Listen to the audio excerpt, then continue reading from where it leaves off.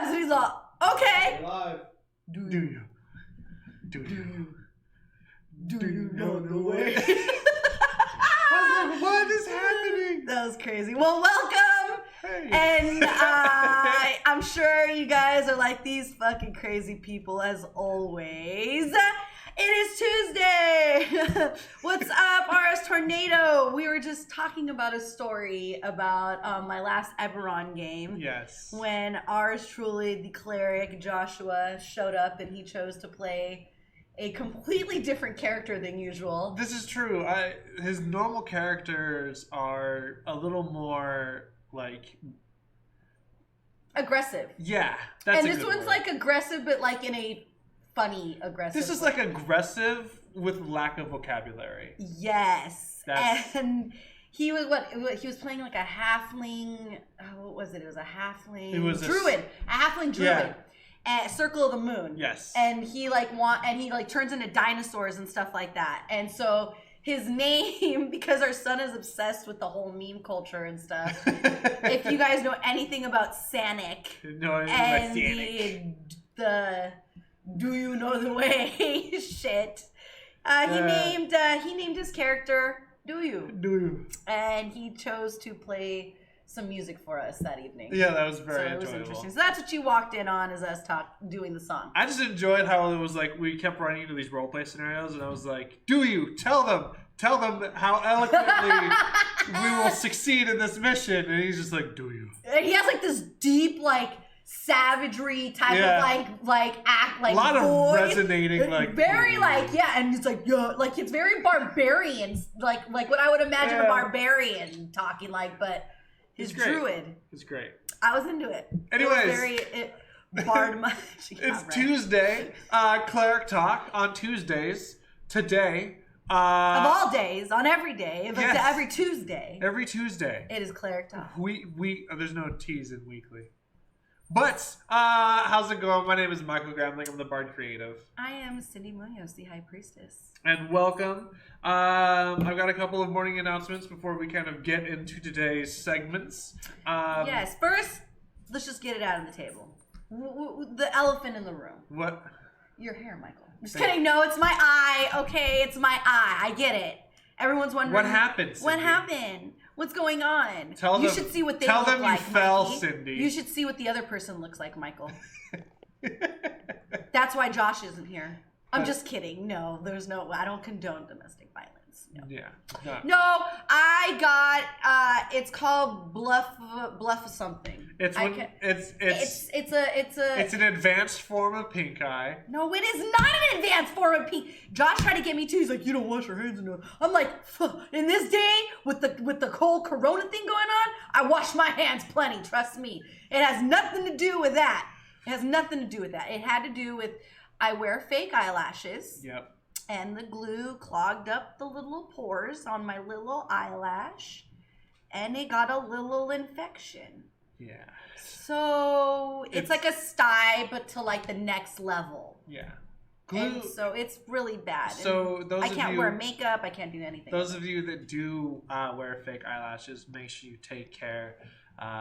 Clean the glue off, or it will clog your pores. And even if you gotta scrub your eyeball raw.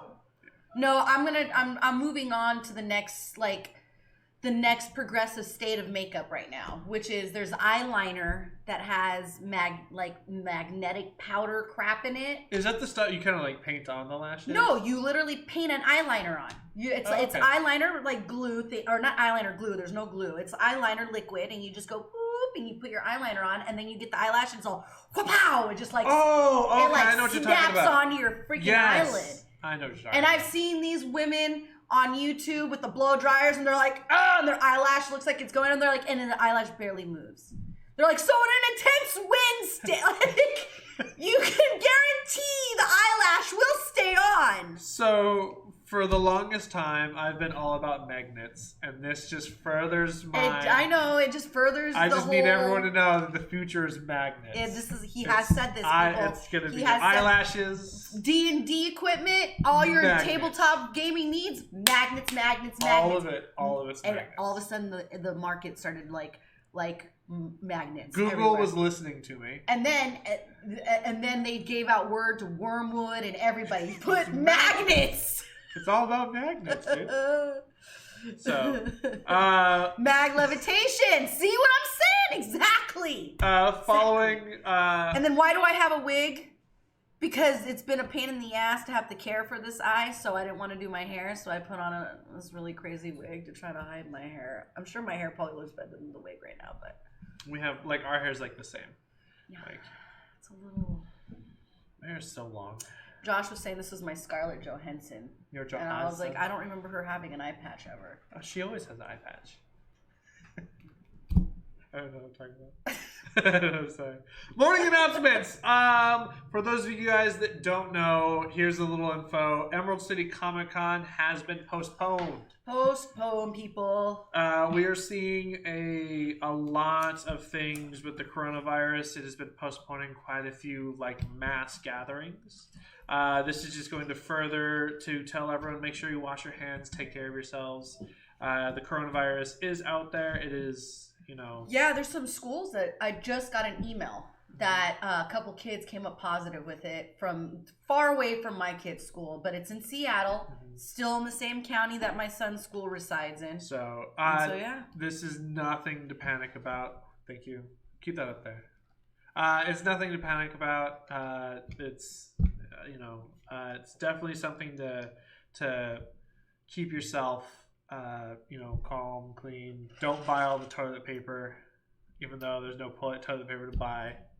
Anyways. Oh my God, California, my mom said was bad. Was it? Yeah, my mom's like, I went to Costco. Excuse me. She has a house and she has a beach house. And she was going out to the beach house because my little brother in college has this whole I guess he's got a week of studying for finals and stuff like that. And so he needed some time away, and she went to go buy toilet paper from Costco to put in the house and take to the beach house with her. She said sold out. Yeah. I said, Same what? Here.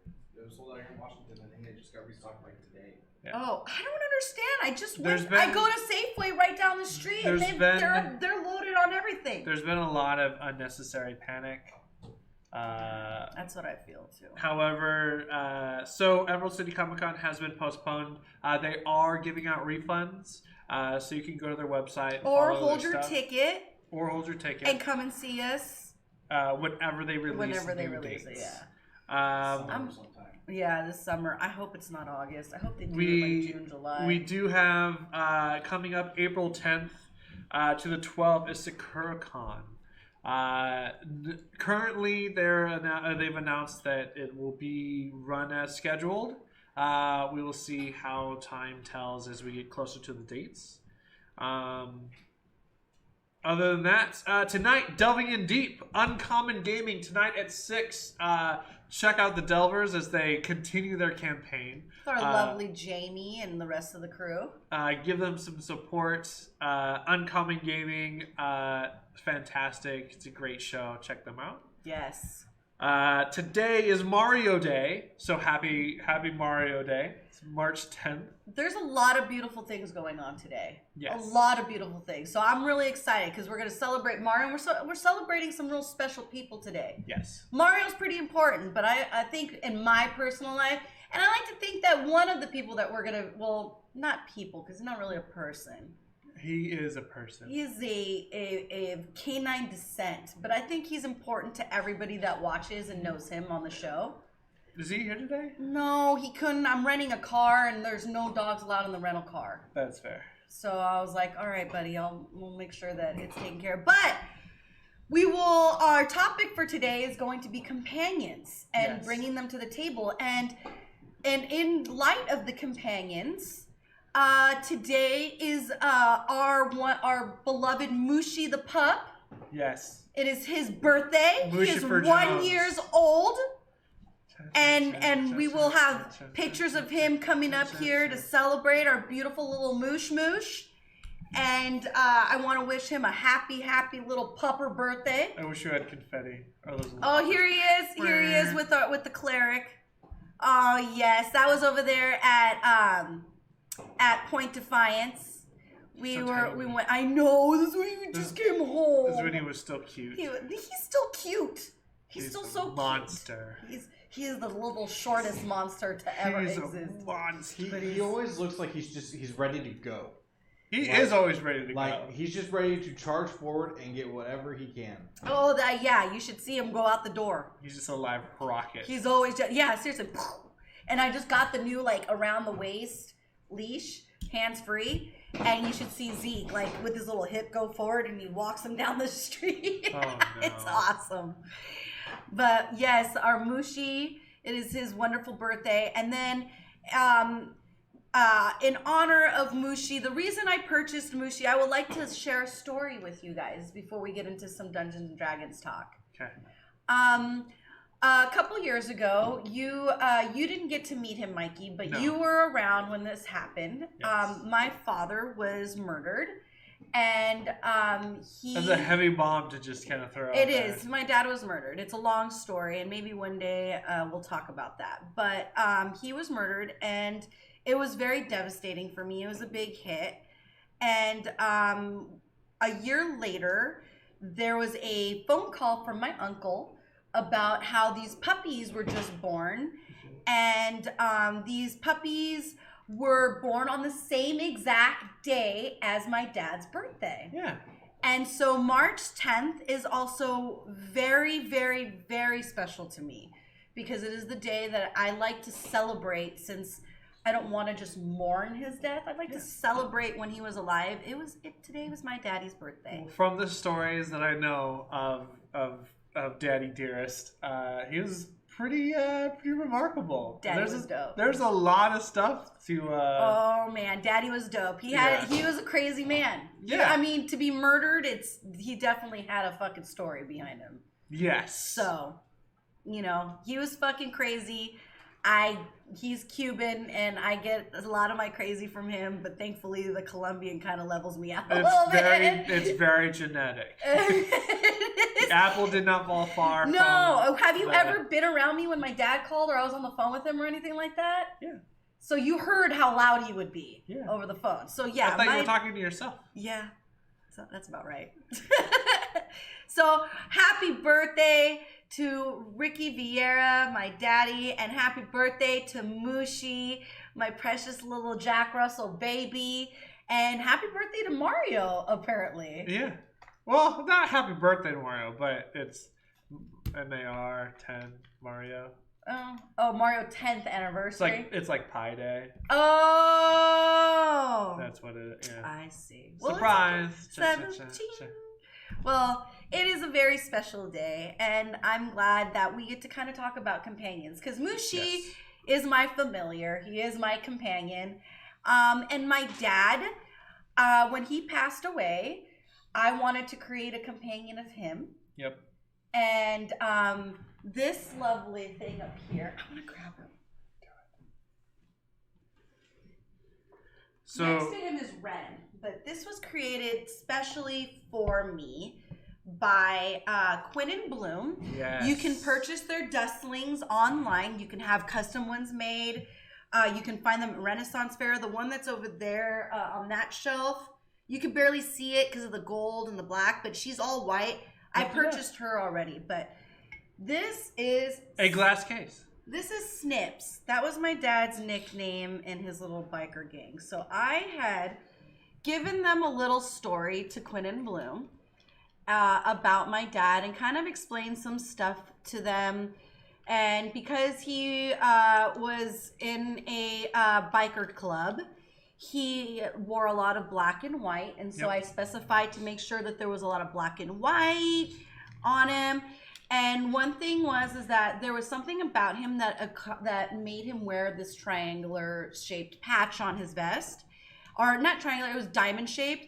And I didn't really specify this to Quinn and Bloom, and I don't know what inspired them to do it, but there's the diamond shape on the bag. They even did a little diamond shape on his arm, and when I received it, I was crying, and I was like, "How did you know?" They're like, "Look it. The dustlings guide us on how to make them. We don't just make them. Like, they tell us how to create them." And I made me cry even more. And each dustling gets like a story, and they're like the perfect size to kind of put next to you at the gaming table, and like kind of like You can play with them. I've DM'd with Ren before. Remember I had Ren sitting on my DM and I was like, that's my DM buddy. So like these are great little companions if you have like a familiar and you want to create something, you want to bring them to the table. Like these are amazing ideas. The stories that they put behind them, like they did one for him where it was like he's the protector but he's stubborn and likes to get into trouble, but he loves like who he's with, and I'm just like, oh, and I was crying. I was like, this is so special. But yes, little Snips, I love him so much. But yeah, visit Quinn and Bloom. They make all kinds of things. They make piphlets. Piphlets my son has. 2 years ago for Renaissance Fair, we actually had created some with them. We did a collab. Yeah, they made a whole bunch of these. That match the dice. Yeah, they were kind of RPG themed, matched with dice sets to go with them specifically. With certificates of adoption that they had made, like all like tea stained with the burned edges. I mean, it was gorgeous. They did so much good work to it, and each had a story. Like I was telling you earlier, my favorite one was Killer Hobo. Murder Hobo. Oh, Murder Hobo. It was Murder Hobo, and he had a whole little story. One of them, the story I remember was he never brings pizza. Oh, but he always eats the pizza that everyone else brings. Yeah, they're all all the ones that they brought were these terrible, awful little monsters. And yeah, there was Murder Hobo. There was one that was like a cleric, but he never heals his party members.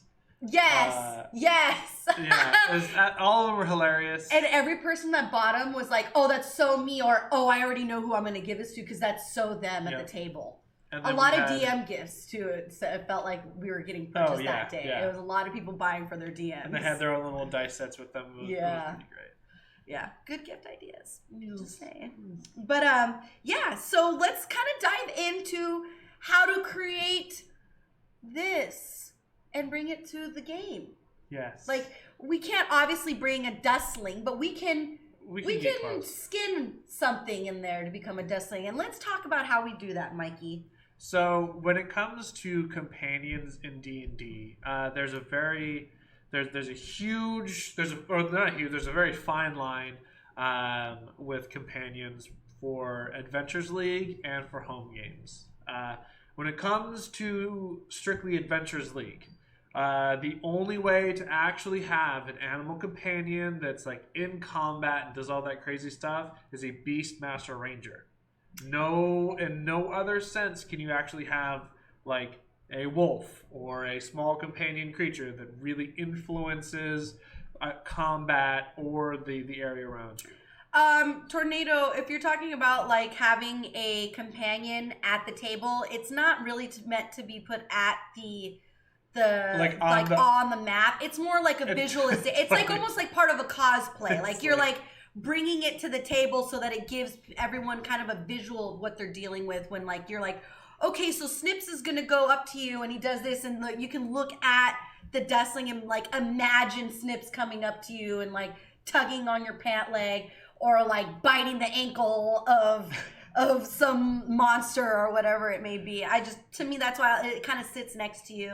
Because I know a lot of people that bring like stuffed animals and stuff like that to kind of like be a part of what they're doing. And so that's kind of like why I really like these. And they're made out of rabbit fur. So they are super soft to hold and like makes you feel like an evil villain, especially with my evil patch. Because they're so fun to pet with. In Adventures League, the only way to have an animal companion that has that heavy influence is a Beastmaster Ranger. There are some exceptions. You can have Find Familiar, which is you can either have that from a feat or you can be a spellcaster and take the Find Familiar spell. However, there are some heavy restrictions following the Find Familiar. It's not as free form and fluid as another companion. You can also gain companion through certs through Phi Chen. So you can get goats and cats, abyssal chickens. There's the extra life. Yeah, the extra life certs are the ones that are the really nice ones, but those ones are going to cost you some dough. They are done with the extra life right now as far as D&D campaigns go. I tried to find them earlier today. No, because now I think they're prepping for the next game hole is what it is. And so normally Extra Life is when they start everything is during game hole time. For the most part, from what I remember. So I know I was just talking to Travis, so I know that they're getting game hole. You can get a certification to have an animal companion in those regards. Yeah, which I gotta say, when I first started playing, like my assumption was that like if you were playing a druid, you were for sure gonna have access to a companion.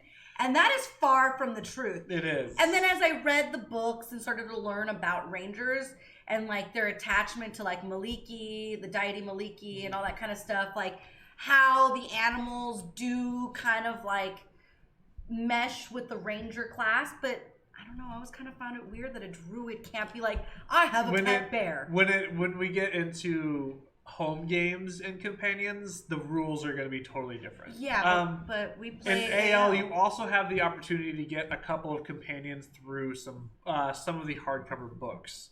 You can get a doodad in Storm King's Thunder. You can trust them. You can trust them. I love tressums. My bard has so many tressums. They're the flying kihis. You can get a red dragon wormling from what book? That I don't know. Sword Course Adventure. Nope, Out of the Abyss. Out of the Abyss. Listen to this guy. He knows it all. Ben, you need to come and just take our place. So you can get a couple of companions. Can a tabaxi have a tressum cousin? You can dress it up however you want. You could be like, oh, this is my long lost cousin, and he's just a little bit more off than the rest of us. Oh, really funny you just said that, Hamlet, because I have a friend who just made that character or is making that character for my Storm King's Thunder campaign. Oh, really? So there you go. So yeah, there's your tressum cousin. So now the things you do need to keep in mind is every DM will approach companions differently in an AL setting. Yes. For the most part, your companions are susceptible to any kind of AoE damage, and you can lose companions in AL, and it is relatively devastating. That's why you only take them out when absolutely needed. Unless you have the Find a Familiar spell. There's also a ton of certs and things you can get that will change the Find Familiar skin to all sorts of things. The Find Familiar, personally, that's my favorite companion to have in a game when I'm DMing, because I don't have to really... I can mercilessly kill the Find Familiar because they can just bring it back. When it comes to like the Beastmaster companion or something other, it's always really hard for me to get rid of that companion. Well, there was not at the AL table. It was a little homebrew thing that you did for us. Is it familiar or pet? It's familiar. Tornado, technically. But remember when I created a drow who her mom gave her an amulet to keep her safe when she ran out? And it was the pit bull. It was like the mastiff size pit bull that I had. And you would go after it because you allowed me to have it. Like it had like the same I could basically I could send it back to the amulet when it was like Drist. It was like Drist and Gwen Hyver with the statue, but instead of an onyx statue, you allowed me to have an amulet, and the amulet it would go, and then you would tell when it died though it had to be a full day before he could be brought back out. Yeah, he had to take a little doggy nap. Yeah, it had to be at least one day, I think is what you told me. Yeah. But normally we would play like once a week, and so you're like, yeah, of course you can come back out today. Yeah, it's back. In the game, it's been 2 seconds, but we've been gone for a whole minute. And you have summoned the DT. There we go. Here we go. Now, destroy all companions first. In Adventures League, one thing that is allowed, or it's not really explicitly stated, you can have pets that don't influence the game whatsoever. So, you can have a cat or any kind of animal. It won't do anything in the game. It can't fight, bite. It can't do any role play stuff, but it can be your own character, personal companion, so long as it doesn't influence anything in the game. I can't remember what class it was. It was some class that I picked, and I was playing something, and I only played it once, I believe, but it gave me the option of something that I had, and it gave me like a mouse, and the mouse had like no stats and no hit points. I can't remember what it was. If you pick, there's a race. It's gnomes. Was it the gnome? Gnomes can speak with small animals. They're very friendly to like nature creatures in those regards, and you can like befriend a squirrel. You can start with a rat. Oh, there we That's go. Like what it the was. background. I was an urchin. Okay, I was an urchin. That's right. It was a background. There we go. So pets in those regards are totally acceptable. You can always have those. Anything that doesn't really change the game is generally kind of allowed. Flavor is wanted. Changing is not. Yeah. Now, getting out of that and moving into more of a homebrew setting, the rules for companions, there's no universal code whatsoever. Every DM will have a different, set of rules of how they want to do it. But in homebrew settings, generally, so long as you have food, a kind heart, and time, you can generally like befriend any kind of animal in the game and have them join you. My favorite is when you can get pseudo dragons. RS Tornado. So to get a familiar or a pet, so a pet is again something you're just like, I have this thing. That's just whatever. But for a familiar, it's tied into the spell Find Familiar. You can get that from most spellcasting classes. And you can also take the feat, which is you get a wizard spell. Ritual caster. Mm-hmm. And you can pick up Find Familiar that way. Or as well. you can be a level 10 bard and pick Find Familiar. Yeah. There's ways of getting it, and every class has its method of getting it. Sometimes it takes longer than others. You could arguably isn't it a wizard takes like level 15 to be able to get Find Familiar? No, or it's something? first level. Is it Yeah. wizard? Wizards get it. Sorcerer, Wizard. Warlock. Yeah. Who is it that's at level 15 that gets it? Find Familiar? Yeah. I know there's someone at level 15. I mean, bards get magical secrets probably around that time that they could choose Find Familiar, but if they're choosing... No, they could choose at level 10. They can choose at level 6 if they're a lore bard. Oh, that's Yeah, true. I like being a Lord Bard. In any case, you can the easiest way is you just play a variant human. Ben, do we you have get any the of those feat and you old just- certs from you do last season for the pets? Yeah, we have there's a whole box. Yeah, okay, so we'll get some right now and we'll show you guys like what the Fei Chen looks like. And if you guys don't know what Fei Chen is this, it's when you go to conventions, there's like a merchant that comes and his name is Fei Chen. And Fei Chen will have wares and goods for sale, which are AKA certs. And you purchase these certs using gold, gold and downtime, there's different things. And these are only, that's fine. So here's Ronaldo, the War Roth. This is the cow, isn't it? Yes, I believe so. Ronaldo was a saddle-trained Roth owned by Bregan Dareth, who escaped his pen and wandered the mean streets of Waterdeep. Fei Chen figured you would do well to own such a courageous beast. Ronaldo functions per the statistics in Volo's Guide to Monsters and can be resummoned via Fine Steed. He will not attack members of Bregan Dareth who loyalty die hard, which is going to be oh my god, why did I just blink out on his name? The Drow. Dress. No, not Drist. The shaved head drow, that's the pirate. Why can't I think of his name right now? Oh my god, it's on the tip of my tongue. I can't think of him right now, but it's his group. It's his band that they're talking. That's who Bregan Dareth is. It's one thing that also I forgot to mention is there is the spell Find Steed. Paladins get it. A bunch of classes have the opportunity to get it. But that is another way that you can kind of get a companion. Paladins and bards. Paladins and bards are the only two? Well, magical secrets. Nobody else gets it. Is it only a paladin who has that on a spell list? Fine Steed, wizards get it, but Fine Greater Steed, only paladins. Oh. Here, in light of my eye, this one was pretty popular actually. This one was pretty popular. This right here. This is Pink Eye. This is Pink Eye the rat. This greasy brown rat who goes by the name Pink Eye smells of old corn and crab shells. Both eyes are crusted with dried mucus as is the clear dome covering its brain. It's telepathic communications or a nasal, phlegm-filled voice.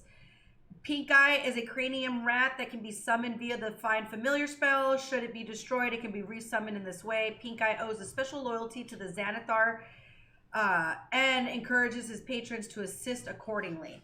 So each one of these that you're going to get is going to have some sort of like cool little think to them. You know what I mean? We've got Mata the Flying Spy, which is like a flying snake. And then there's Yufio the Watchhound, which is a mastiff. And each one does their own thing depending on what you would need for like your character. What would best fit your character. Yes, exactly. Jarlaxle! Thank you. That's exactly who I was thinking of. Yes, Jarlaxle. That's what I didn't realize he was bald because I always see pictures of him with his big flumy hat and his feather. No, that's the big deal about him too, is that he's the only known drow to have a shaved head. That normally drows have long, luscious white hair. And Jarlaxle does it like to kind of differentiate himself from the rest of the drow, on top of all the other crazy shit. So I'm different. I'm not like the other drow. I'm not like the other drows, man. I shaved my head. You know, me and Brittany, we had to talk about it. Leave her alone. So yes, that is in AL. Those are the primary ways that you will get a companion. Again, extra life, but you got to pay for those. And then, when it goes into a home game setting, it really is just the DM's call. Generally, I honestly don't mind if players try to befriend an animal and get a companion or anything like that. You want to know how Josh got a companion one time? Huh? So he was playing Umberto Feathersword with me, right? And we were in Cholt. He got, as a reward on one of the modules, he got a Velociraptor egg. Oh, yeah. And because he spent the time... you get an egg out of a walk in the park, I think? Yeah, and if he spent X amount of downtime on it, that he could hatch it, train it, and it would become his pet. And we'd, when we go on adventures... Wasn't it some crazy amount of downtime? Yes, but at this point... 60. Yeah, and at this point, it's done. That's cool. That was almost 2 years ago. Get Ukuk the feather monkey from Peril in the Port. Yeah. So he got I was pissed because I wanted that egg, and they handed it over to Josh, and I was like, That's "You funny. mother!" But then we role play it that it's back at home, and that I'm tired of cleaning up the litter box. I'm sick of it. Get it out of the house. No, we're not playing the game from 2 years ago, but because it's Adventures League RS Tornado, it sits on his record logs, and he can pull it out with the new changes that have been made and add that as one of his, I believe he adds it as a magical item, correct? The pet. Can't he? I think it's just a story reward. And he just has it, right? Oh, so he just has it. It's just, it doesn't even get counted as a magical item. Well, there you fucking go. So it just sits there. It just... But yeah. Let's see. Story award. Bear from season 5. See? Now that's dope! I want a bear. Now we gotta play season 5, so I got a bear. We gotta play a lot of things. We need to play Tomb of Annihilation. That's my... Yes, RS Tornado. You can totally continue characters from other games. Now, the only thing that I will explain to you, it's a little away from the character subject, is that if you're going to do that, sometimes there are changes that happen within the season that you have to then kind of change some of your record logs. Like last season, they got rid of gold. Then they brought gold back. Then they, Sad, hey, you're in here. We haven't seen you forever. Welcome back, Sad. Glad to have you. Thanks for the sub. But yeah, you have to change like that kind of stuff, like how just like awards and now we don't do experience anymore. It's all through milestones. Exactly. There you go. I was just about to say that. So it gets a little. But your character can continue to come with you. Yeah. Sometimes they do. This last season, they made everyone start at level 1 again. Correct? Well, they had so it was a seasonality was Yes. what they were going to come out with, but they didn't. It's seasonality is no longer a thing, right? They gutted that. There was too much hoopla about it. So they gutted seasonality. Now what it is basically if you want to play older modules and things like that. It's fine. You're going to use whatever season's ruling to kind of circumvent and replace some stuff. It does make some things a little tricky and a little tough. However, in no regards are you banned from any of the other seasons. No, and so that's kind of why I like it. Because even if they were going to start us at level 1 again, there's certs that you can get access to through going to certain events that allow you to start your character at one a thing certain I was a level, huge so fan at of. least you can get back to like tier 2 at the minimum. When the changes for season 9 came out, they gave DMs a ton of rewards. Like in previous iterations of DM rewards, like being a DM kind of granted you some cool stuff, but the players generally always got a lot more than you. And then when season 9 came out, they really gave a lot of love to DMs. So milestones and levels and all the stuff the players get, the DM gets an equal share of, which is really nice. Well, good luck, Tornado. I hope it's a proper campaign, my friend, because I know how frustrating that could be. No, yeah, you know what? I was just reading the module for Evanron. And it says specifically in the DM section for your rewards that because there's this huge discussion that was going on online through Facebook, through Adventures League about how a DM can't really pick what their rewards are, that they have to earn what the table that they finished DMing unlocked. Yeah. So pretty much whatever your players win, you win along. Thank you, Lord, so much for your subscription. You know who you are. We know who you are. You know who you are. Big love, my friend. But the Sad gifted it to you. Well, thank you, Sad, for gifting that to him. That is so sweet. Look at you. God, I love our community. Seriously, the best. But what was I saying before I got all excited? Oh, DM rewards for everyone. Oh, yes, that's right. So there was a big hoopla you had to get what your table won. Well, at Evanron, you get to pick what you want. Oh yeah, it's hey, in the first adventure, you get to choose between silvered bolts. Oh my God, Sad's going crazy right now. Sitting at the VA, going crazy right now. Oh my God, Sad, Jiminy. Wow! Thank you so much. Said Jiminy. Jiminy crickets. I'm sorry. All right, continue. That's that energy drink that I just had right now. So, but yeah, no, it's I like the changes to the DM rewards. I thought that was a really good move. Yeah. And it's a really good time for anyone to kind of start DMing. So. Yeah, it really is. But yeah. Thanks, Sad. Yeah, Sad, you're awesome. Sad going crazy. Sadra's going nuts at the And on the topic of companions, Ben, how do you feel about the standard owl, find familiar, help action, advantage shenanigans? The flyby, it's fine. It's fine. I don't hate people for playing optimally because I can't hate on them because that's me. Because that's me. I specifically target them off rip. That's fine. If you want to just cast, magic missile on the familiar, turn 1, great. Yeah, that's fine. I rip it, dude. Only thing is that if you are sitting at Lord's table, do not attempt to ride each other. Just saying. Out of context, do not attempt to ride each other. So, no humping at all. No humping at all. No piggyback rides, no nothing. All of it. He will kaput that one real fucking quick. It's his favorite. He hates that shit. I know. I got. You know what I still love? That we have him on the wall. I know. We still have his stats. That's a lovely thing, dude. It's a lovely thing. Damn, Sad is on a fucking roll right now. Sad. We need to do something special for Sad. Like, honestly, we gotta do something. I'm down. What's that? I'm down. All right, we gotta do something special for you, Sad, because, like, seriously, like, that's fucking incredible. Get him in the DMs. Yeah, we'll hit you up. DMs? Sad, you have Facebook. Oh, it does suck about ECC. I know, we were pretty bummed.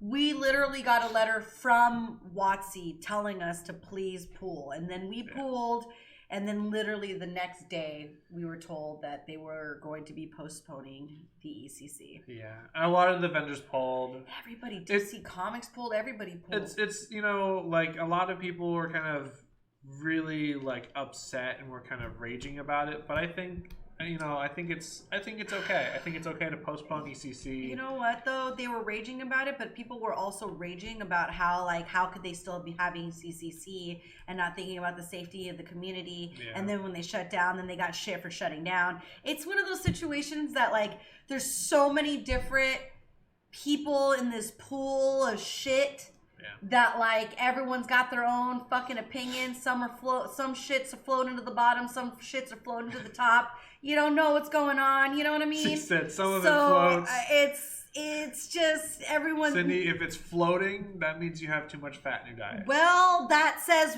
a lot for the comparison I'm making then. And, you know, I'm just telling you that, like, you can't make anybody happy in this day and age. And so they're just trying to do what's best for them.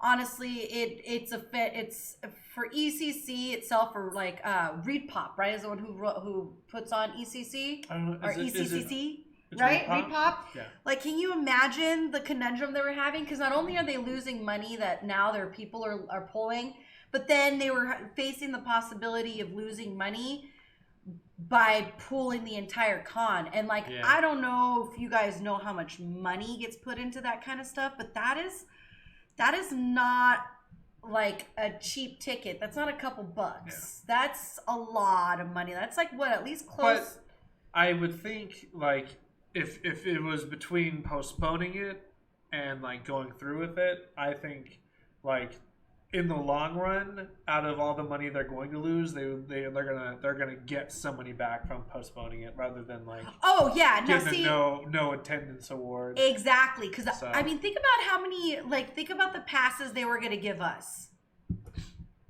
You know what I mean? Like, they were gonna give us a shit ton of passes for the DMs, for the funeral recession that we were gonna put. So we needed all those people from Ren Fair that were going to come in costume to do a funeral procession. All the supplies.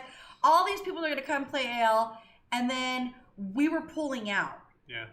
So, like, when we pulled out, imagine the loss that they took just from that little tiny chunk of the con to now all these other big chunk aspects when, like, celebrities were pulling out. And like, how many celebrities pulled out? Like 20-something, 40-something? All of them. All of them. So, I mean, and honestly, if I know about business, I'm not saying that this is with the honest to truth, but this is my opinion on, like, just being a business owner myself, that they were probably waiting for the insurance company to tell them that it was okay to cancel or to postpone it. Probably. Because the insurance company, they're not going to cover that if you cancel. They're like, sorry, thanks for the money. Peace out. Yeah. Got all your cash. they're like carne asada. But yeah, Hamlet, I really do too. And you know what? I'm pretty sure. Well, the only thing that would stop any of it from happening, to be completely honest, is if they hold it during Renaissance Fair in August. That's gonna add such a shit show. You'll be fine. No, because we won't have the funeral procession to happen because everybody will be at Ren Fair. It'll be fine. No, we'll just bring everyone from Ren Fair. And then during Ren Fair is Hempfest. All right. And so now they're gonna have. I got it. So they're gonna have ECC during Hempfest. Like, I hope they don't do that. Like, it's just such a bad move. We're gonna get a party bus. They should do it in September. We're gonna smoke a bunch of weed. We're gonna have a funeral, and we're gonna play D&D all on this party bus. We're gonna tour and cruise it all day. It's gonna be see, Hamlet's on board. See what I mean? They know what's up. fucking get on that. We have access to buses too. That actually sounds like a good idea. We should the only thing we bust gotta that shit up. So they've got the poles in there. We'll have poles going. We'll have a bunch of barmaids just on the. We'll get the Foxy ladies on the bus. It'll be fantastic. Oh shit! If Kristen was here, right? She would be like, "Yes! Oh my god, my gang!" Did she show you the photos from? Yeah, they came out really good. They were all right. How happy were you using that camera? This is way off topic, guys, but our friend from Foxy Lady, our wonderful and beautiful barmaid, Kristen. Yeah. I don't know why I blanked out on her name right now. You guys have seen her on the show before if you've watched previous shows about cosplay makeup. And she took some pictures out on a vehicle. Yeah, well, a very nice car. She's like, we're like standing there, and she goes, "Hey, are you busy right now?" I was like, "Nah, I got some time. What's good?" Game's over. We can go. But yeah, so ECC, we'll make it work. If not, I think if it is during August, the only person that's probably going to be the sad panda is going to be Dragonflight, because Josh has made it very clear that we probably will be pulling out of Dragonflight if we have to do Ren Fair and ECC. We don't have that sort of like heads. We don't have that many heads to really come in together to do 3 fucking events in the same weekend. That's fair. As much as I wish we did, we're not there yet. That's true.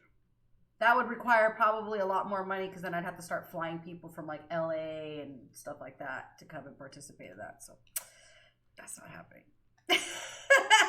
Not with the amount of merch I had to buy for Renaissance Fair at that time. Oh God, yeah. It'll be fine. Everything will be fine. DT wants to see the interpretive dance. I know DT wants to see the interpretive dance. I think we got one. You think we got one?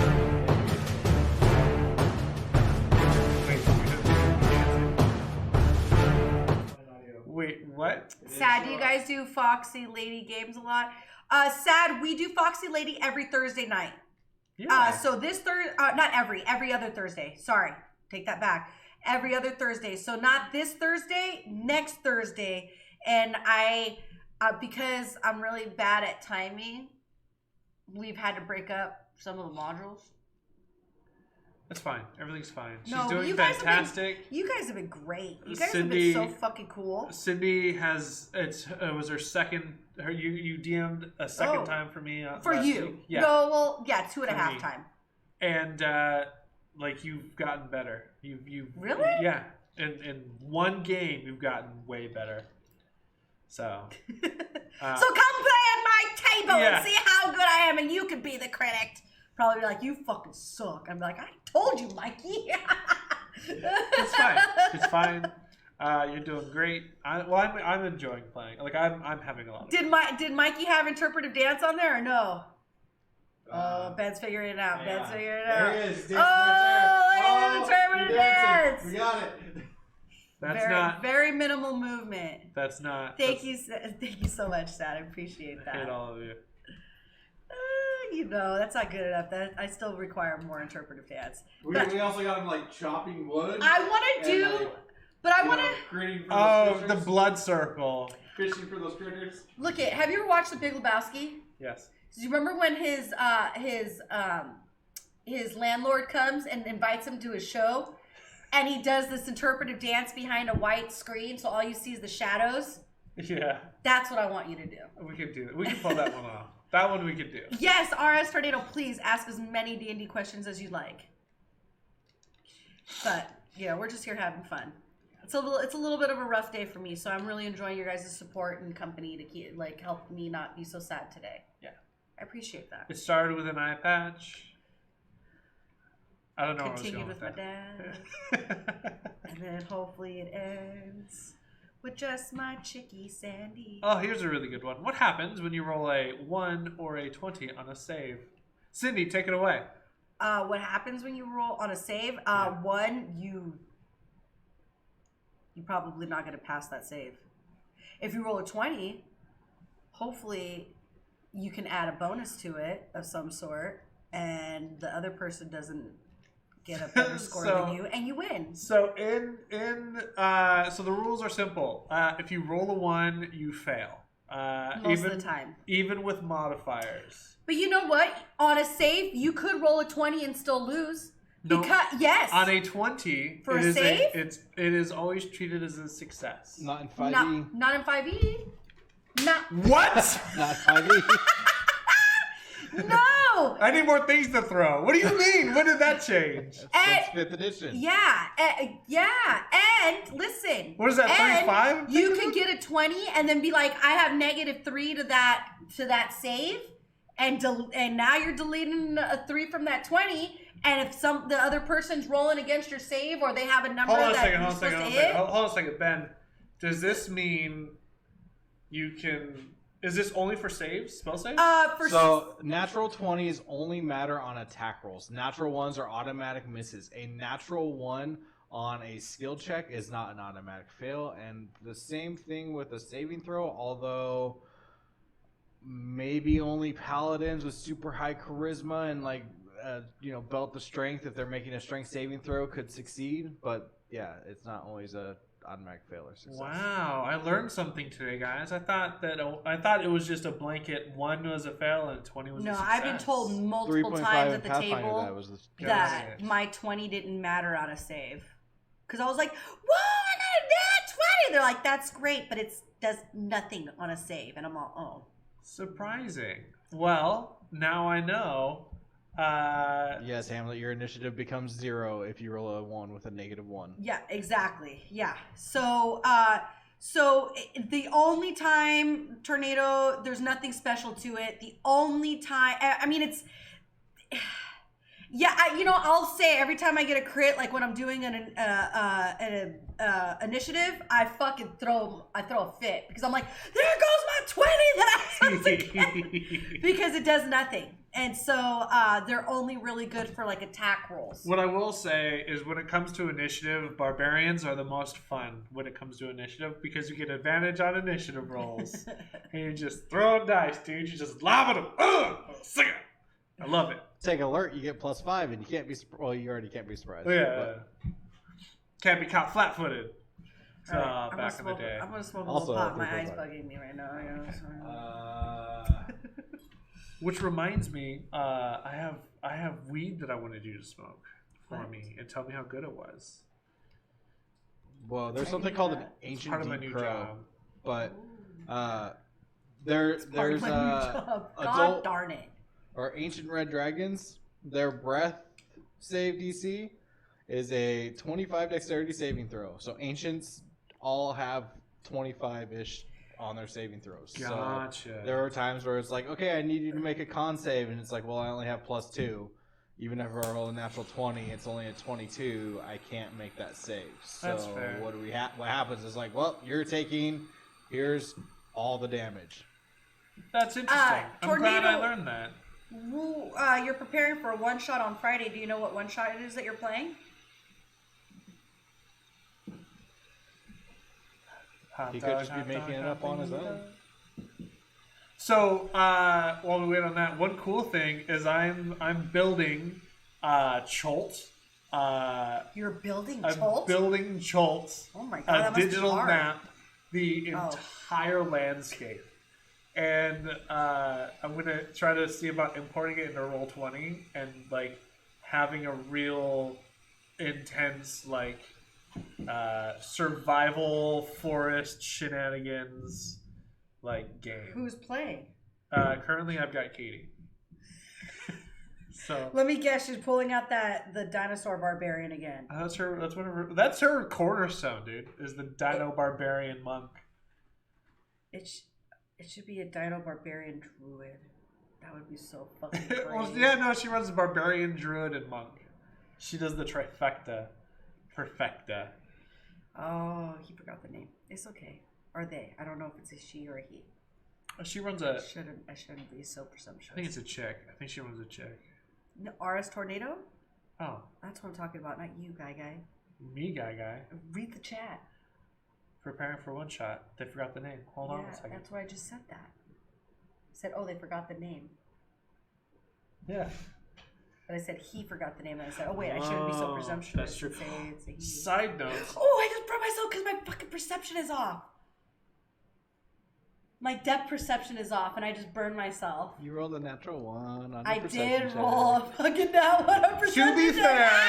To be fair, it was a disadvantage because you're wearing an eye patch. It is. Hey, but if she was wearing Darlaxle's eye patch, she'd have advantage. Look, that's a completely different thing, okay? Jarlaxle isn't here right now. Your eye patch. And if I had his patch, I would be in probably big trouble. Your eye patch gives you plus. Your eye patch gives you +2 to charisma, but disadvantage on all perception checks. Rip Cindy.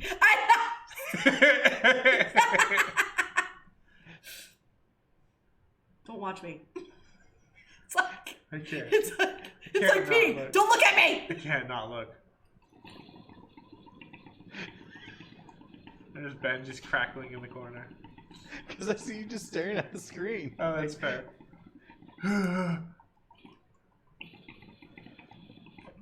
Oh my hand. Sorry. Oh, My hand hurts. have either of you seen the new Disney movie Onward? You see, that's funny. I have not. I really want to see it because it's very D&D themed. Like, the dad or the son finds out his dad was like a wizard or something that cast like a spell that made him like disappear. Like, Oh, is that new like? My brother's they a look wizard. Like, they look like furbolgs or something. Yeah. Like, I really want to see it. I don't even know what you're talking about.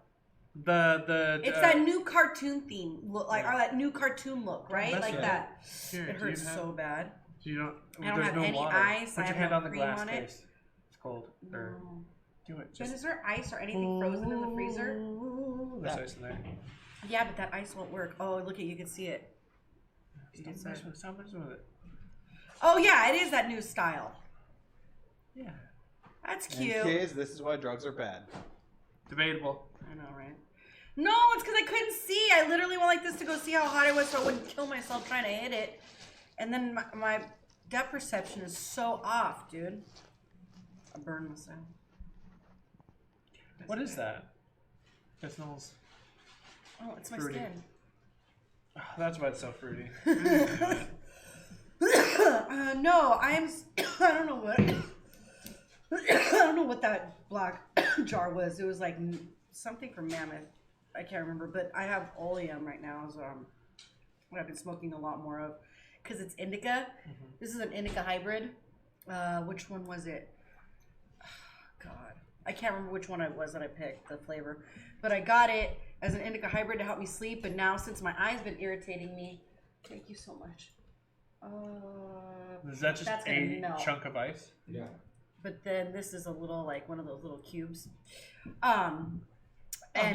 This I've been smoking more of it because of my eye. It's been helping relax the pain, and when it starts to like throb right before I could take the ibuprofen. Okay.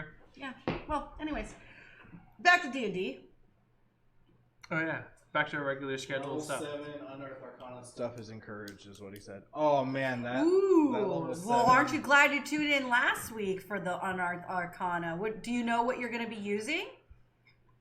I hope Tornado says they're gonna make that Druid of the Stars. Also, RS Tornado, paladin. if you are not sure about like how, if you're building it correctly, the beautiful thing about D&D Beyond is that they have a little thing for you to click for you to include all the Unearthed Arcana stuff, and they provide that for free to you. So that way you can use that to build characters to test them out. now I don't.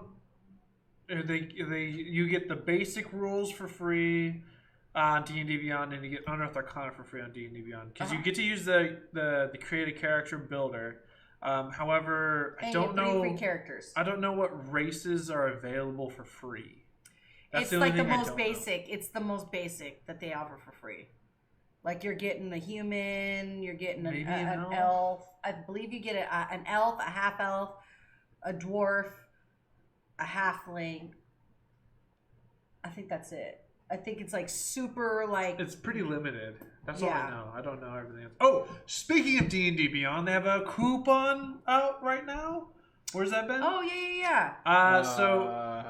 I gotta be careful here to not spoil the next segment. Oh, okay. I will look. No, you're good. You can look. So, D&D Beyond, what better way to celebrate the development update, a community musical, than with discounts? So, for a limited time, you can use the barcode, or you can use the code, not barcode. Use the code, not throwing away, all caps, no spaces, for 25% off individual books, or My Shot at Legendary for $170 off the Legendary Bundle. The Legendary Bundle is fantastic if you can spend it. It gives you everything that Beyond has, along with 20% off any other digital purchases you'll make. Didn't you tell me, too, that if you do go to purchase the Legendary Bundle, that it will discount off the price? Yes, it will. The books that you already have Yeah. purchased on there, if you have any already purchased through them? Yeah. Which I think is fantastic. I'm probably going to get the Legendary Bundle. I mean, because it's like $130 instead of $300. Yeah.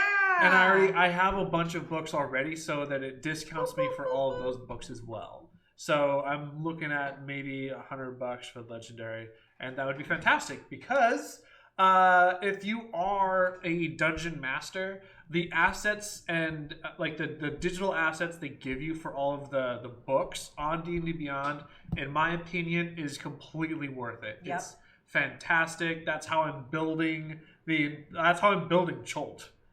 Is I'm using all the digital assets that they give you on Beyond, and like depending on how creative and how crazy you can get in your own DMing style,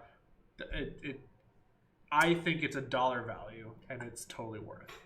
RS Tornado asks if we ever do character reviews. What do you mean character reviews? Like, I would do a character review. Like what if we got characters sent into us? Oh. And we reviewed them? I really want to do a gauntlet where we'll take characters and we'll put them in an arena match and see who pulls out ahead. That's a different thing. But yeah, I'm down to do that, and then maybe run like a little scene with their character. Yeah. Who was it that I've played other people's characters, and that shit's terrifying. It was early on in the shows when I was hooked on Moana. Yeah. Who was it that was making the Moana characters? Fritz. Was it Fritz who was doing that? Yeah. God, Fritz. We played a campaign where I played Hey Hey. I was a Kenku monk. Fritz was the turtle, or the crab, and that was Charles. Chris was Moana, a bard. I love it. And I think that was it. Because I just want to play Moana D&D version. That's all I want. Could you imagine a Disney campaign setting? Yeah, I'm not. I have dreams of that. Okay. I've been building Atlantis. Oh my god! You shut your mouth. That's my favorite Disney movie with of all Milo time. and all of them. Kita Kakash is my bitch, dude. Like, you have no idea how much I love Kita. But I've been working on that for a while. Kita and Elsa are my favorite princesses, and then Snow White only because she was the OG and Walt's favorite. So, like, of course she's my favorite. So I suppose. So here's the question: Is Olaf what? An actual character, or is he just a sim? Oh, 100% sim. 100%. I don't think Olaf has a soul. Just saying. No. I think he has character, and I think he has personality. I don't think he's a sim because he's got too much insightful shit to say. A sim doesn't say insightful shit. Well, a sim says anything that you would say. Exactly, but he has his own like thoughts and his own way of thinking, and like he pushes people. But he is the material components to cast simulacrum. He's a sim. It's snow. What is the material component? It's snow and what? Carrots. Just kidding. The material components to cast the simulacrum is snow and something else. Uh-oh. You guys know? So Olaf being made of snow is a simulacrum because he's the material. Dang, Sad, you are on a roll. Sad. Make sure you hit us up on afterwards. We're gonna a powdered ruby worth 1,500 gold, and a creature's and pieces of a creature's body placed inside snow or ice. Oh yeah, there you go. We'll say the carrot is the ruby. See, Sakura said, insightful thoughts. Huh. At best, he's Chimera gone wrong. Love it. I'm telling you. But yeah. I don't know. Rubber Slayer. Dang, Sad is on a roll. Look at him, dude. Apparently the VA is popping. I was just saying, what did they do to you over there that you're like, I gotta do something good in life? I'm gonna just start subscribing people and gifting subs. I appreciate you, Sad. I appreciate you. That helps us so much. We're getting closer. We almost have. We finally are almost gonna get that new camera, aren't we? I think so. Because that's just the donation goal, but with the subs and stuff, I think we can get it. We just have to. Yeah, because we don't use any in Virginia. Woo! My God, yeah. See, we don't keep any of the money from any of this. Like, we keep it in like the little thing that just keeps collecting it, and then we're waiting to pull it all out at one time so that way we can put it towards more stuff for the studio. But we earn financially, and what we do here is all Josh and I are just working and using our paychecks to supplement what we're doing. And then when you come to the events, the merchandise that we sell, that is also a way that we use to put back to what we're doing here. We put it towards more merch or more stuff that is needed for the show. So again, Sad, we really appreciate what you're doing for us. You're helping support what we're trying to accomplish here. So thank you so much. Thank you. You need to wear the eye patch more often. Is that what it is? It's the eye patch. Oh, damn it. Dang it. I made my feet elemental. Elemental Adept's pretty good. Rather than whatever the companion one was. Yeah, Lee, Midnight Cleric, he has an elemental as a companion also for one of his clerics. So I do like so the elemental, is it Elemental Adept, the feat name? I've always wanted to do a female Jarlaxle. I've always thought that'd be cool. So one thing that I always get nervous about when I'm making a spellcaster is creatures that have like resistance to my spellcasting properties. So like Firebolt. I attack the demon with fire, or it's immune to fire, etc., etc. I really like the Elemental Adept being able to negate resistances. Is it only negate resistance, or is it negate? If they're immune, they become resistant. If they're resistant, they're not resistant. Perfect. I believe. So I love having that on any kind of like my bread and butter spell. So that I like. Yeah. That's how you can poison a mummy. It's great. It's great. See, as one of the main reasons I even got into D&D was because I was like, I want a companion. Because my goal ultimately was I wanted to create Maleficent. And I wanted Maleficent to have wings. Like, I wanted it to be just like on the movie. Like, I wanted her to have the wings with the crow, all that shit. And Josh was like, yeah, you can have that. I'm like, okay, cool, let's build it. And he's like, ooh, but you're going to start like this, and you won't get there until you're like level 15 or level 10 or whatever. And I was all, I what? think you could get there way sooner. I was like, this is stupid. I'm like, and I'm looking at what you get at level 1. I was like, I don't want to play this. I'm like, this is whack. And so then I thought, a Fallen Aasimar, something like that. I think, and then he was going to have me like a wizard or something like that too, like for the spells, that I would need, like what Maleficent would do. And I was like, all right, I'm gonna go and I'm going to create a druid, and then I'll get a pet, right? And then I'm creating the druid, and I'm like, when do I get the pet? And Josh was like, no, you don't get a pet for druid. And I'm like, I'm over this. Let's just make a Pathfinder rogue. You do, and 3.5 you do, and every other edition you do. I know. I was pretty sad, but I just made a rogue, and I was like, all right. And then I played a rogue for a while. And then after that, I tried to make a ranger, and I was like, that's not what it's cracked up to be for what I was like in my mind looking for. And then now I have a ranger who I love. I think she's great. No pet though. That's fair. She's a planewalker. So I've been playing a monk for your campaign, and I've really started to enjoy being a monk.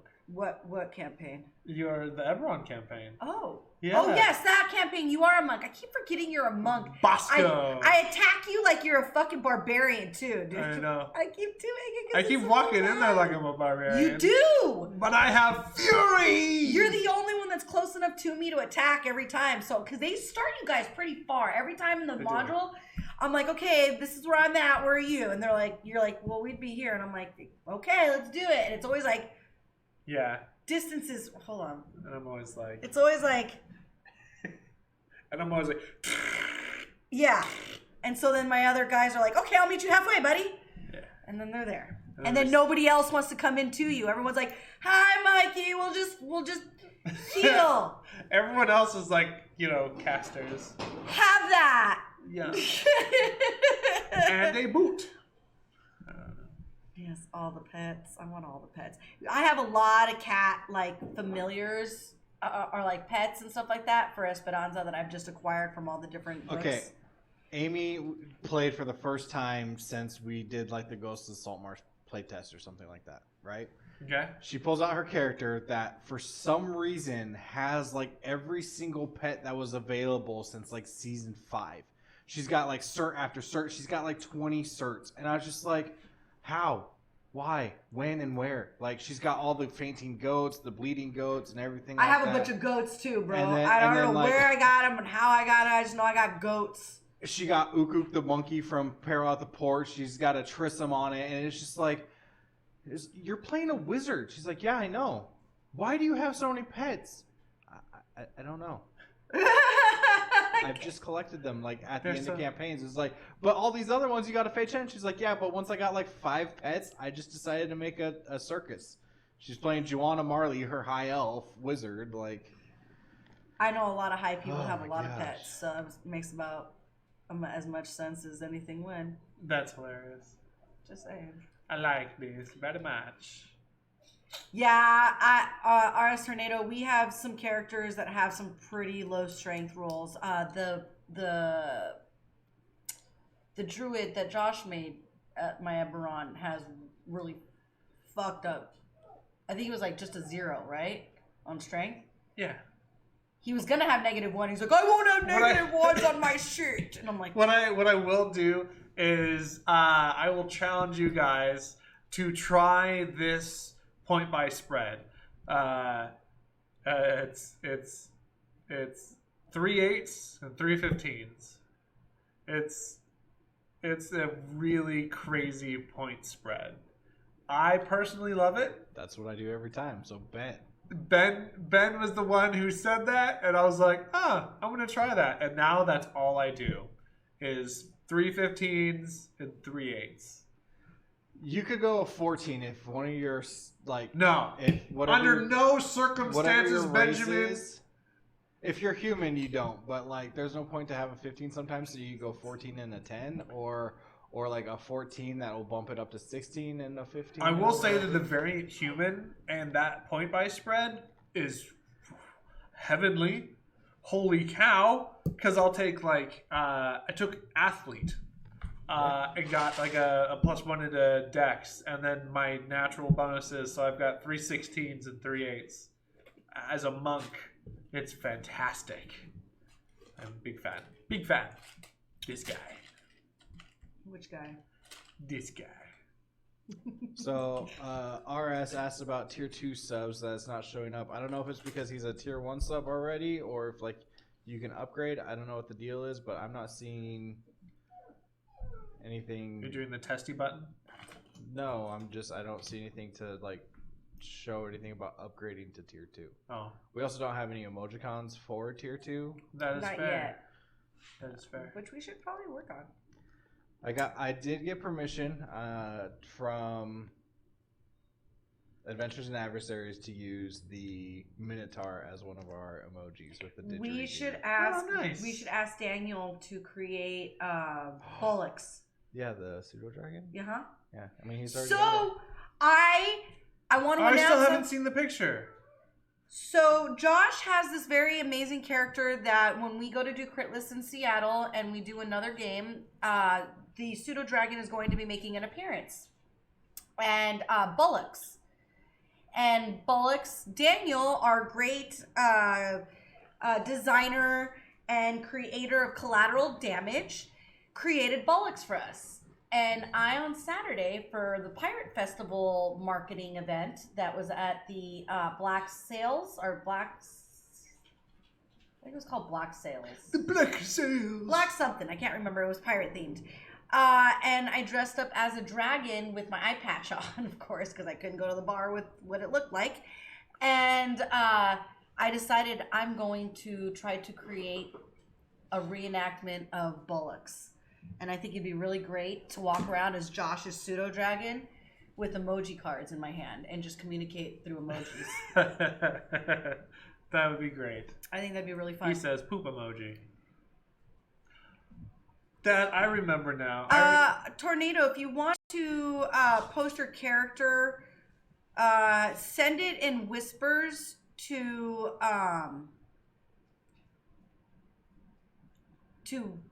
Cleric Games, and that way we could see it. Or unless you want to put it up on chat and you want other people to see it, I don't know if they can.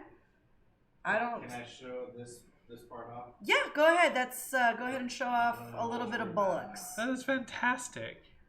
Because I'm not gonna spoil the rest of the art. So I'm gonna have Quinn and Bloom make me little horns, and then I'm gonna have Brenda the braider do the double braids around on the side of my head with kind of pull the braids out so it looks like a dragon kind of scale thing going on. That's what my big plan is at Ren Fair, is to get my hair done.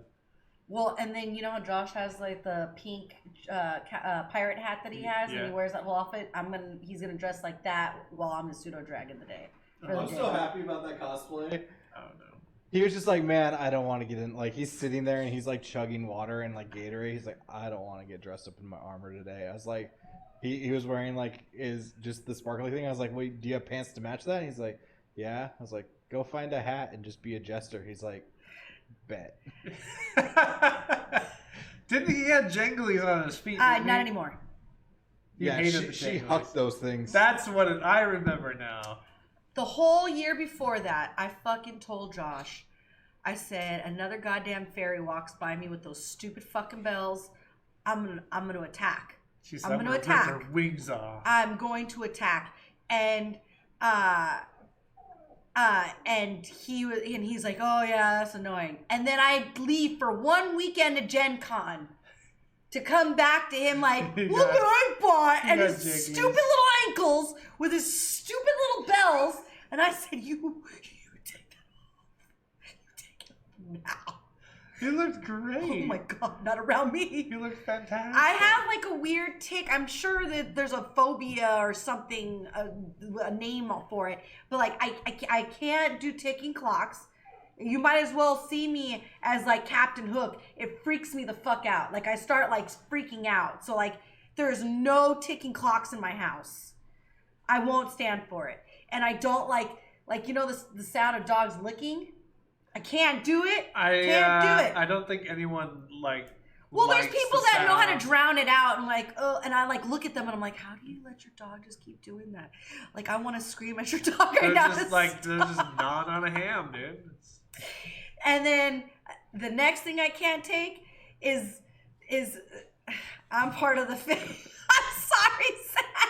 I'm not trying to be a jerk. I love the Fae. Don't get me wrong. It's the bells. I can't take the bells. Like I said, I'm like Captain Hook. I can't do it. I just can't.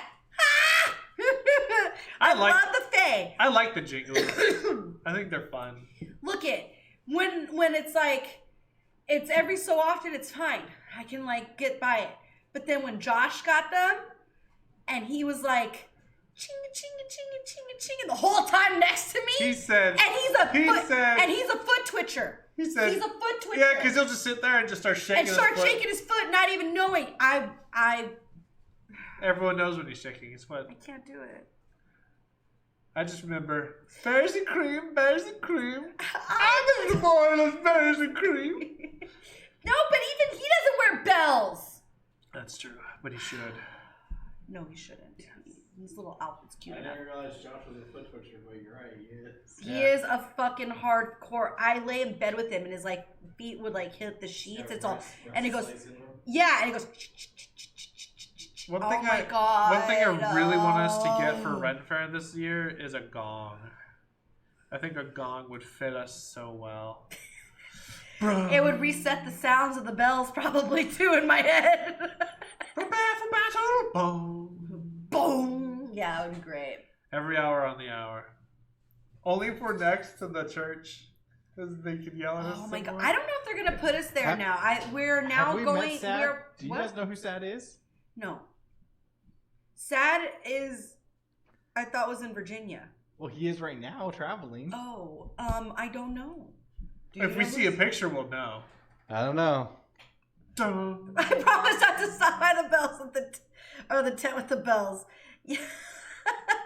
No, don't let me stop you. Come and stop by. It's just something I gotta learn to live with, but I don't have to learn to live with it with Josh, so. That's fair. You know what I mean? It's like, it's just, I don't know. Like, you see me and I start freaking out, and Mikey's like Shmee, and he has to tell me it's all right, Captain. There. It's all right. That's funny. But yeah, pseudo dragons. That's another pet that you can get access to too as a story reward that I know of. I know that there's ways that you can get him too, right? Isn't it? I think they're part of the Find Familiar spell. I know they are. I know that they are. And Sakura, no. Can you get him? No, I didn't get hit by Mikey because he would look way worse than me if he would have hit me. I got bruises all over my body. I do like That's why I that he have to made wear the same clothes. joke that he adamantly did not do while he was in the hospital with you on the 4th of July. Oh my God. The time Oh. you fell in the shower. Okay, all right. So when is the next convention? Oh, Oh, this is a good one. The I'm next in the Green convention. Ranger with the dragon and bird. Oh, I think I know who Sad is. That sounds familiar. I think I know exactly who Sad is. Sakura Khan. Oh yeah. I gotta go through To it. answer the Lord. It's Sakura-Khan. Sakura-Con and Norwest-Con. Norwest-Con, I know Danny's still putting together, right? Danny's still organizing. So, and then Sakura-Con is April 10th to the 12th. They did put out a notice saying that they intend to be to run on time. We will see how their schedule fluctuates and changes as the coronavirus kind of continues. So, hit that blue. All right, so quick story before we play our fun game at the very end. Story goes that on 4th of July, I was trying to rush and get ready to go out 4 miles out to Eastern Washington to go be with Joshua. Not 4 miles, 4 hours. Oh, yeah. It's a Did I say 4-hour miles? Yeah, you said miles. That's a 4-hour trip. All right, Tornado, we'll see you back here in a second. So I'm trying to I'm trying to rush. I am taking a shower. I go to lather up my legs to shave, and I slip in the shower and I fall. Now I slip. It's like I don't know how early in the morning it is either, but it is early. Very early, and I'm like, my kid's not home. I'm home alone. I'm trying to rush through it. I fall. No, we weren't drinking. It was too early in the morning to be drinking. So 4 miles in 4 hours. That's a walk. So I fall. I fall so hard, and the way I fall is so bad that I had blue shampoo in my hair, and you could see a blue mark on the wall. Okay. Yeah, you bopped your head into the wall. I mean, it was like a shit show. You landed on your wrist. You hit your hip. I hit my hip, tore my knee. My arm was all fucked up. I thought I broke my arm. Yeah. Remember? So, I always keep my cell phone right outside of the shower on the floor, so I'm able to reach for my phone. Yeah. And I grab it and I call everybody, and I try not to bother Mikey, but Mikey's like my only hope at this last minute because the last person I want to deal with is my mother-in-law. Why? Yeah. Because who wants to deal with their mother-in-law during a moment like this? I felt a disturbance in the force too, because I was in a dead sleep, and I wake up and I reach for my phone and I get a message from you. Yes. And it's just I've fallen or something. I've fallen and I can't get up. You're like, I fell in the shower and I need you to take me to the hospital. No, I still had to get up and finish rinsing the blue shampoo out of my hair. So like I'm like crying and washing my hair. You call me as I'm done washing my hair. You take me to the hospital. We're in the hospital. Okay, here's where the story is. This is where it gets bad. I'm dressed like a hobo. He's dressed just like this. And pretty much. And so as I'm like, we go in, they're like, oh, do you want to come back? And I'm like, Mikey, you can come back. And Mikey's like, sure, I'll come back and hang out. So he comes back with me and he hangs out because I'm like, what are they going to do? They're not going to strip me down into a robe for my arm, you know? Yeah. So we go in the back and we're sitting there and the doctor's like asking me what happened and I'm explaining the situation and Mikey makes a very distasteful joke of like pushing me down the stairs. And I'm like, Michael, stop it. It's not funny. It's very serious. It's a serious situation. And it was a poor joke at the time, but yeah, it was very distasteful. Mikey and I, sad. Mikey and I are very twisted humor besties. Yeah. And so like we make ridiculous dark jokes when we're with each other, and Mikey apparently it was so early forgot that there was a doctor in the office. We can't do this in public. We're not allowed to be normal. We can't do that stuff in public. And so Mikey says this, and I'm like, Mikey, goddamn it, shut up! And I'm like laughing, and the nurse says something, and like comes in after the doctor leaves and asks Mikey to leave the room. Yeah, she's like, hey, can you stand outside the the room? The police show up? No, the police did not show up. But I'm sure if I would have given them any sort of sign of like, I'm really scared, like please, I'm sure they would have been I mean, they were doing their job. They did a really good job of making sure discreet. They were very discreet. Because I didn't catch on to this until like we left. Yeah, they're like, oh, we need to do some x-rays. You need to step out of the room. Yeah. And like to Mikey, he's like, yeah, for sure, that makes sense. But with the machine that they brought in the room, anybody could be in the room. It was like one of those newer x-ray machines that like that you don't need to be covered up and stuff like that. So she takes me and she's like, okay, so what exactly happened? And I'm like explaining her and she's being really sweet and really sentimental. And I'm like, and I tell her exactly what went on. And she's like, and so this was all on you? And I was like, yeah, absolutely. Like I was by myself at home and he's my friend and he came and picked me up. And only 5 cavity searches required. That's, it was a really good time, I have to say. It was 4.5 cavity searches because, But they were really cool about it. Then she's like, you want me to let him back in the room? I was like, yeah, he can come back in the room. And so they let him back in the room and everything. And we walk out of there just fine. But nothing was broken. I ended up going to physical therapy after I saw the doctor and stuff. You landed pretty hard. You hyperextended something. And... My knee. It was my knee because of the way I fell out. My knee like turned all weird. But, that's did you at least get a free watch? They gave me a lollipop. We all got lollipops. I got candy. They gave me candy. They're like, oh, you're harmless. I'm like, candy. Wait, I'm harmful. You're harmless and do stupid jokes. Yeah. So, you're a child. I get candy. The one thing about the whole trip out there too is like, so it's early 4th of July. I meant, did they leave a free watch? You're fired. You guys, he sent us the file. Okay. Oh, this is this dude? Yeah, this is the sorcerer. You'll have to make it bigger and you'll have to cover my face. Okay. Yeah. I can't see. Can you see it okay? Yeah. Just go all the way. There you go. Transition it up. Just zing. So, Ben, have you already kind of looked at this? I've perused it a little bit, and I'm trying to figure it out because it's a half screen right now. I could go full screen, I guess, and I don't know, like. I guess just do it. We'll just pull the trigger. We'll just pull the trigger. So, what I see off the bat on this is like he's trying to be well-rounded in everything that she got. Because All right. you add 2 points of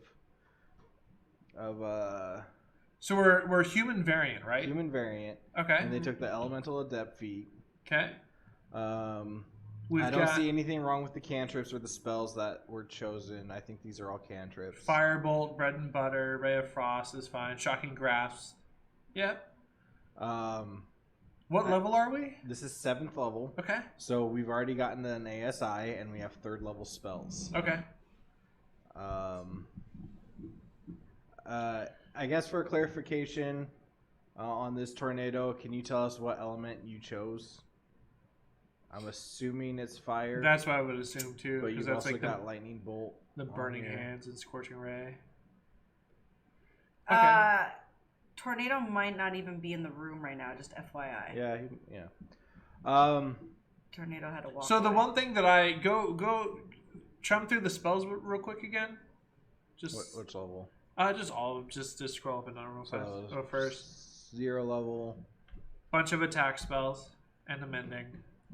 Bunch of attack spell. Oh, the shield's good. Yeah.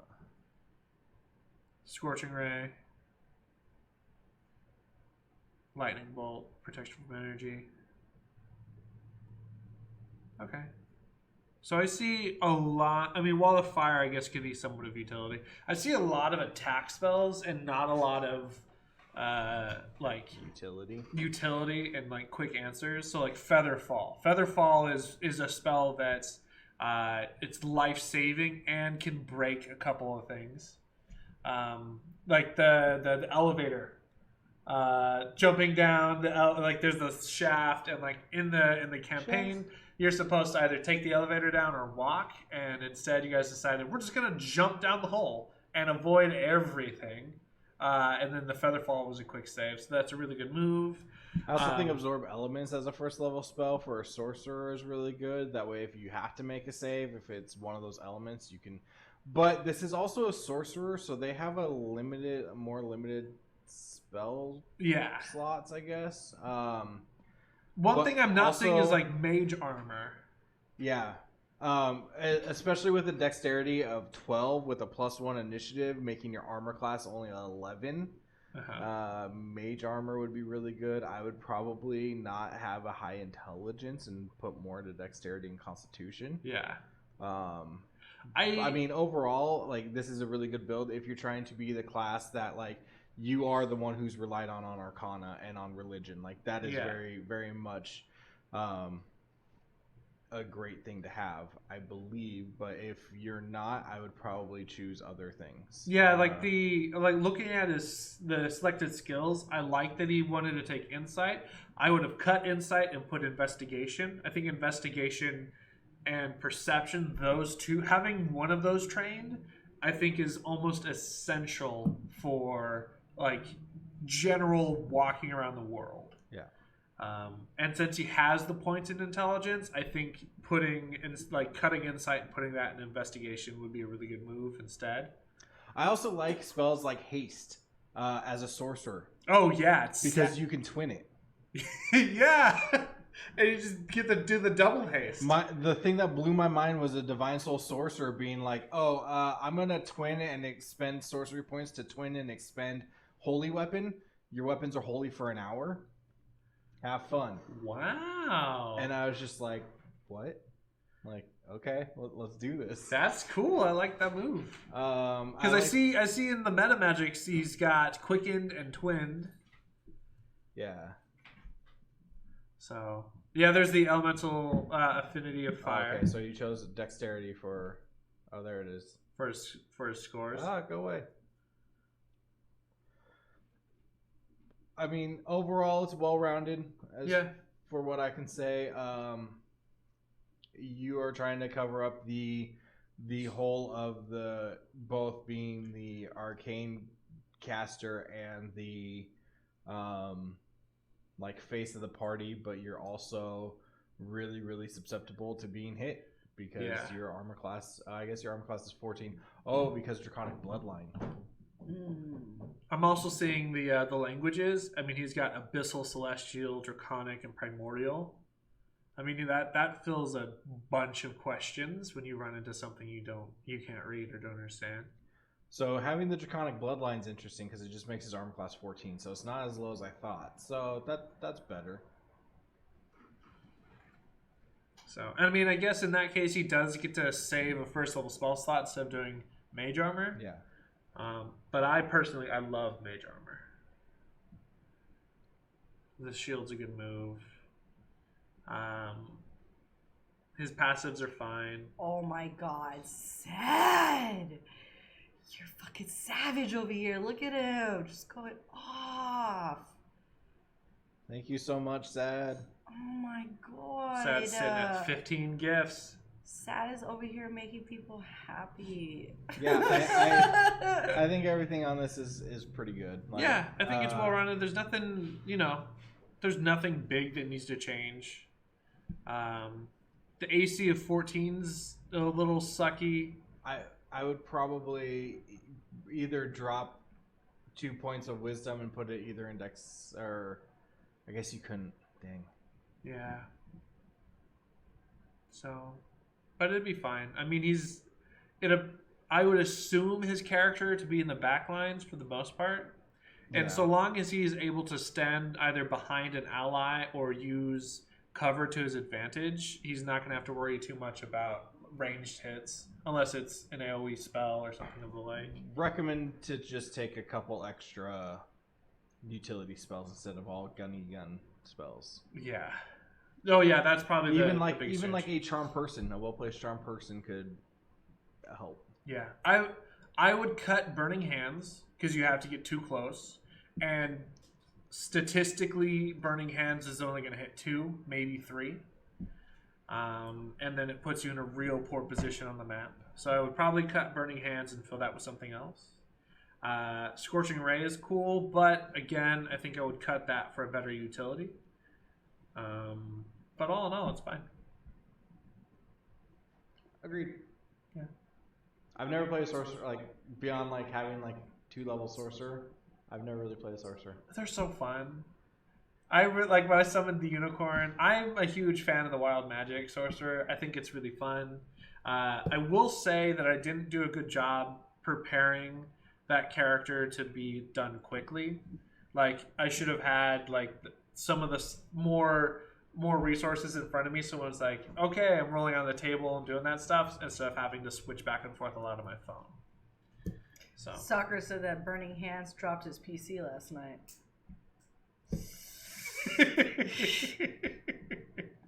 You can be lucky or you can be good. Sometimes it's good to be lucky. As you be lucky or good. Sometimes it's better to be lucky. I would Or agree. just to not be in that position. Yeah. Good luck. All right, are we gonna go into what is that? Are you guys ready? I'm ready to do what is that. I am. I'm sorry, my eyes just starting to get irritated. I can feel it just wanting to get heat packed. Okay, my eyes are being We're gonna start with a spell then. okay. Uh, Oh, I know what this is. I know exactly what this Oh my is. god, Sakura, stop! Oh.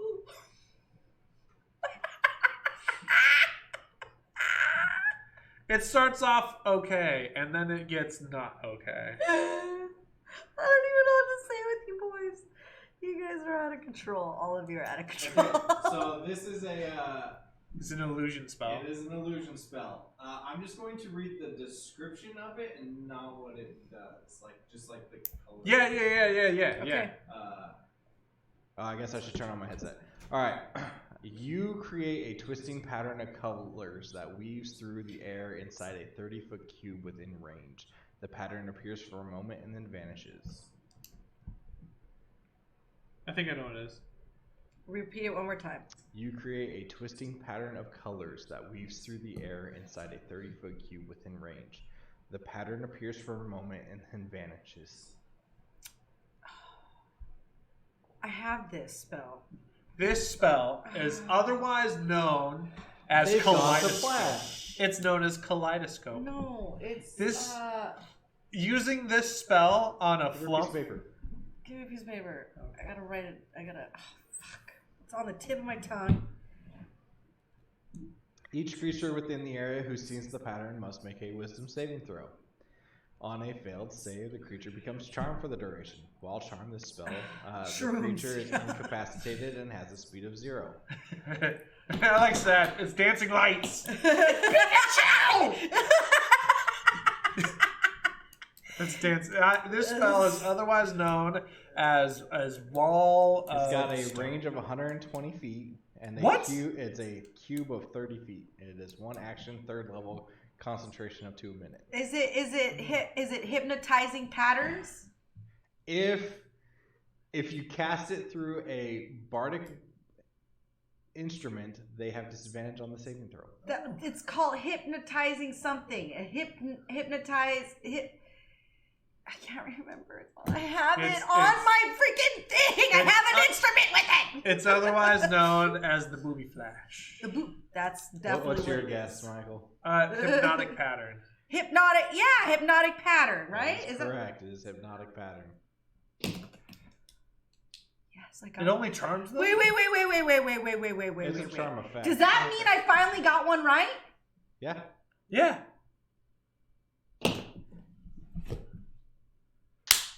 Do we just stop now? We're ahead. Okay. I win. It's done. Where'd the image for this one go? I don't know. Crap. This one doesn't need any images. This one needs an image. Yeah, I have like I forget what the name of the guitar looking thing is, and I just renamed it like a Spanish guitar. Mandolin? Not Fuachan? No, the fuku. What? The fuck Say the fuculin or fuculin or whatever the fuck I don't know. I forget what the fucking instrument's called. But it's like an F. Google, how do you say fuculin? I forget what the instrument is, but it's the one that looks like it starts with an F and it looks like a little guitar. And I just turned it into a Spanish guitar. Spanish. Okay, I'm throwing this one in there because of my love for Storm King's Thunder. This is where this first appears. This is your creature. That's a creature? It is a creature. Hit your transition. Oh, sorry. There you go. What? Okay, so this has a very specific name. The actual creature is a troll.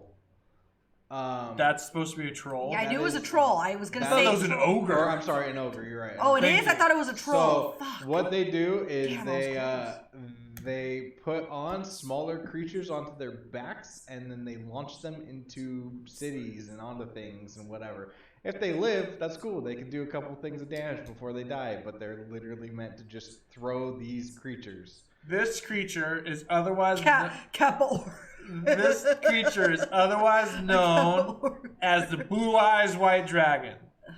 Oh my god. This creature Listen.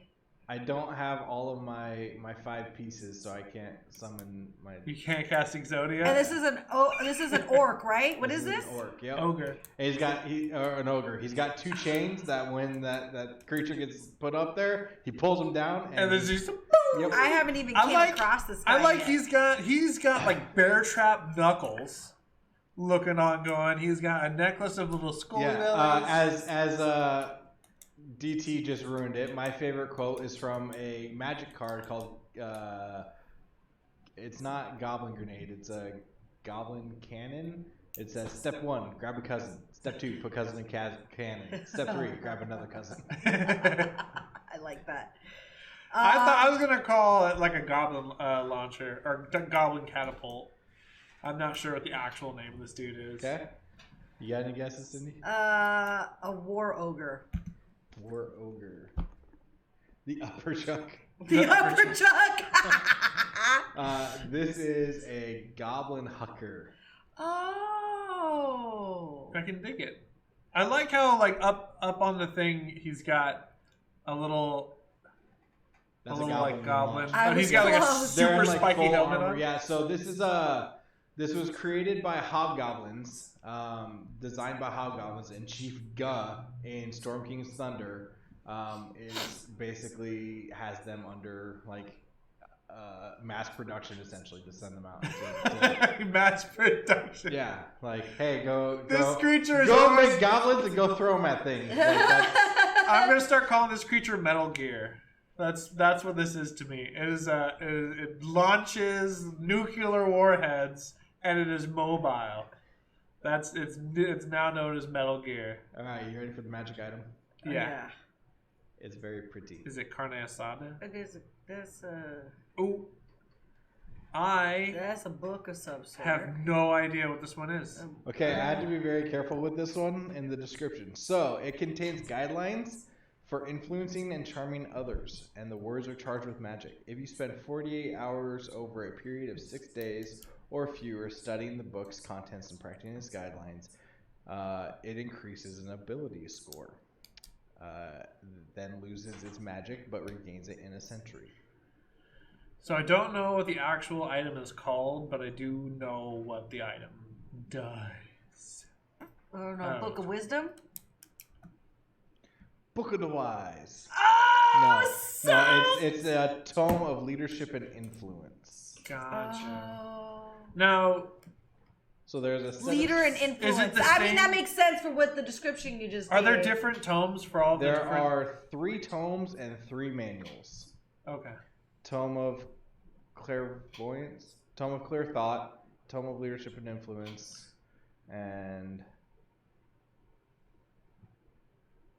I don't remember the other tome's name. Something else. But those are for your mental ones, and then the manuals are for like there's a manual. Manual of being manual. Manual of Constitution, Manual of Dexterity, and Manual of Strength, essentially. So, Gotcha. yeah, those are your Interesting. books of. Yeah, I haven't even seen the picture of that. I like the image for that. One I thing do that's too. nice about these is it's the only way, at least in Adventures League. Thank you, Sad. Hey! Oh, hey, look, the sad. gift. Ta-da! Wow. That's yours. She says, This is the only way to get your stats above 20 in AL and I think in regular play. So Yeah. they can give you a stat bump of 22. Otherwise, you have to, like, some classes have the feature that increases your strength, like the barbarian. At level 20, barbarians do, and like gauntlets of or belts of strength. Yeah. But that's it. Nothing else goes above 20. Impressive. So Muy importante. The impressive. The holy pamphlets. A proper tooth hygiene. you do need a book about that. Me? No, I'm saying in general. That's The fair. book is needed of that. Yep. You still have all your teeth? No, I don't. Yeah, you do, and they're white. That's true. So. The look. All right. Especially Well, at the cons. Ain't that the truth? I think we're going to. I think we're going to move to the end step. Yeah, I think that's it. I think I'm ready to take this eye patch and go rest for a little bit and try to get this swelling down again. Okay. Well, But I'd like to thank everybody for coming in. This was a really fun segment. We had a blast with you guys today. Sad, thank you so much for all the fun and the gifts and the interaction with the community. Thank you guys, everyone, for making what the community is turning into. We totally appreciate it. Please like, subscribe, follow. If you've already been subscribed by Sad, make sure you give Sad a thank you and a shout out for being amazing and supporting us. Make sure you get onto our social of medias, the Twitter. our social of media. Our medias of socializing. Twitter, Facebook, Instagram. You'll find us on all of it. You can find us individually or as a group of Cleric Games, and we are on a raid. We're gonna go raid The Moist Moist Outlet Outlet official. just Holy for Moist DT. Pull the trigger. Tea. Thank you, Bye, guys. See you next week. Carne asada, dude. Are we good? Can I take the patch off now?